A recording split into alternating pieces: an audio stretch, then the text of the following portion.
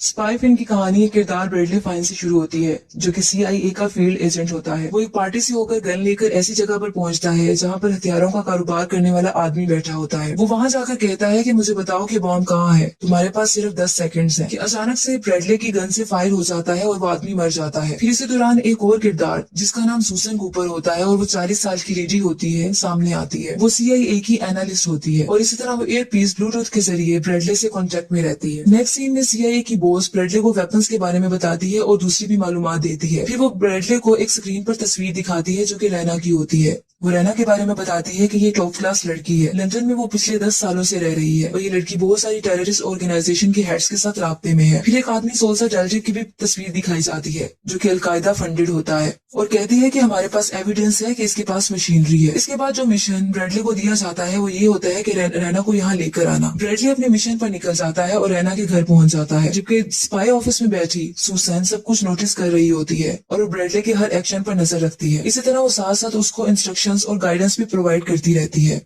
जैसे ही ब्रैडली रैना के रूम में एंटर होता है तो इस पर सिक्योरिटी गार्ड्स अटैक कर देते हैं, लेकिन ब्रैडली उनकी गर्दन को क्रैक कर देता है। उसके बाद रैना रूम में एंटर होती है और वो इससे बात करती है, जबकि ब्रैडली को गन पॉइंट पे रखती है। जैसा कि वो कहती है कि मैं जानती हूँ कि इसका नाम ब्रैडली फाइन है और इसने CIA के लिए काम किया है। फिर वो दूसरे एजेंट्स का नाम लेती है, जैसे कि Matthew Wright, Cress, Ford and Karen Walker. फिर वो ये कहती है कि मैं तुम्हारे सारे एजेंट्स जो कि एक्टिव हैं उनको जानती हूँ, मैं तुम्हें मुझसे दूर रहने का सजेस्ट करती हूँ। इसके बाद वो ब्रैडली को शूट कर देती है। सुसन कॉपर अपने ऑफिस में बैठी ऑनलाइन इसको देख रही होती है, लेकिन हेल्पलेस होती है क्योंकि वो कुछ नहीं कर सकती। वो साथ में पड़ी एक चिट की पिक्चर ले लेती है। उसके बाद वो अपनी फ्रेंड जो कि CIA की एम्प्लॉय होती है और उसका नाम नैन्सी होता है उसको भेज देती है और उसको इनहेंस करने का कहती है। जब फोटो को इनहेंस किया जाता है तो उस पर एक कॉन्टेक्ट नंबर लिखा होता है और साथ में पेरिस भी लिखा होता है। इसी तरह CIA की बॉस अपने स्पाइस के साथ एक मीटिंग अरेंज करती है और फिर ये कहती है कि रैना ने सारा सिस्टम हैक कर लिया होगा। फिर वो ये कहती है कि रैना है जो कि टैक्टिकल वेपन तकरीबन बेचने वाली है एक टेररिस्ट ऑर्गेनाइजेशन को। फिर CIA बॉस ये कहती है कि हम नहीं जानते कि वो बॉम्ब कहाँ है। खुशकिस्मती से हमारी सुसन कॉपर एनालिस्ट ने रास्ते को समझ लिया है। रैना के पास डिलूसा का कॉन्टेक्ट है जो कि टेररिस्ट ग्रुप के साथ काम कर रहा है। इसके बाद ये डिसाइड होता है डिलूसा को जानने के लिए और रैना को जानने के लिए कि कौन इसको डिटेक्ट करेगा, और ये भी डिसाइड होता है कि जो डिटेक्ट करेगा वो अपना भेस बदल कर जाएगा।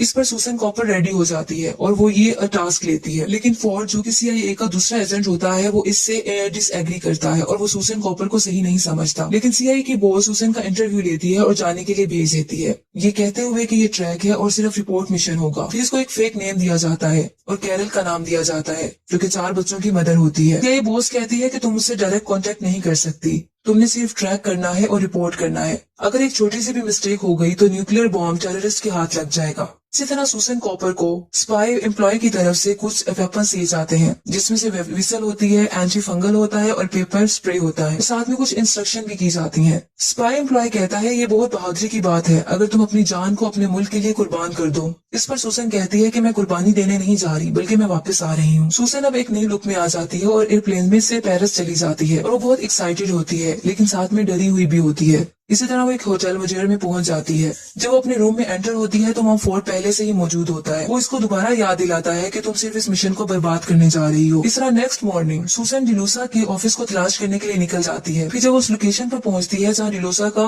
बिल्डिंग होती है तो वो देखती है कि उसका ऑफिस जला हुआ है। फिर इसको साथ खड़ा आदमी एक तस्वीर इसकी बिल्डिंग की दिखाता है जो कि जली हुई होती है और वहाँ एक आदमी की तस्वीर होती है जो कि सस्पेक्टेड होता है। सुसन फिर एक होटल में एंटर हो जाती है और बाहर वो उसी सस्पेक्टेड आदमी को देखती है। वो उस आदमी का पीछा करती है, लेकिन वो आदमी फोर्ड का पीछा कर रहा होता है। फिर वो सस्पेक्टेड आदमी अपना बैग जो जिसमें बॉम्ब होता है वो फोर्ड के बैग से चेंज कर देता है और वहाँ से चला जाता है। सुसन फोर्ड को आवाजें लगाती है, लेकिन वो नहीं सुनता। फिर सुसन क्राउड में जाती है, वहाँ एक म्यूजिकल प्रोग्राम हो रहा होता है। स्टेज पर जाकर माइक लेकर फोर्ड को इसके बैग का बताती है। फोर्ड बैग खोलता है तो उसमें एक बॉम्ब होता है। फोर्ड जल्दी से बैग पीछे एक लेक में गिरा देता है, जिससे एक बड़ा ब्लास्ट हो जाता है और लोग अपनी जान बचाने के लिए भागना शुरू कर देते हैं। लोगों की जान बच जाती है। सुसन उसी सस्पेक्टेड आदमी के पीछे भागती है, लेकिन वो उसकी तस्वीर को भी कैप्चर कर लेता है। अब वो नैन्सी के साथ बराबर कांटेक्ट में होती है और वो नैन्सी अपनी दोस्त को बताती है कि वो इसका पीछा कर रही हूँ। इस तरह वो उसका पीछा करते करते एक बिल्डिंग में चली जाती है, जबकि फिर वो उसका मर्डर कर देती है और वो बिल्डिंग से गिर जाता है। इसी तरह CIA बॉस की कॉल सुसन को आती है। वो उसको ऑर्डर देती है कि तुम वापस आ जाओ, लेकिन सुसन यकीन दिलाती है कि मैं ऐसा कर सकती हूँ और ये भी बताती है कि मैंने बहुत से लोगों की जान बचाई है। फिर CIA की बॉस इससे सेटिस्फाई हो जाती है और इसकी आइडेंटिटी दोबारा चेंज कर देती है। अब इसको एक नया नाम दिया जाता है जो कि पेनी मॉर्गन होता है। अब पेनी मॉर्गन एक डाइवोर्स हाउस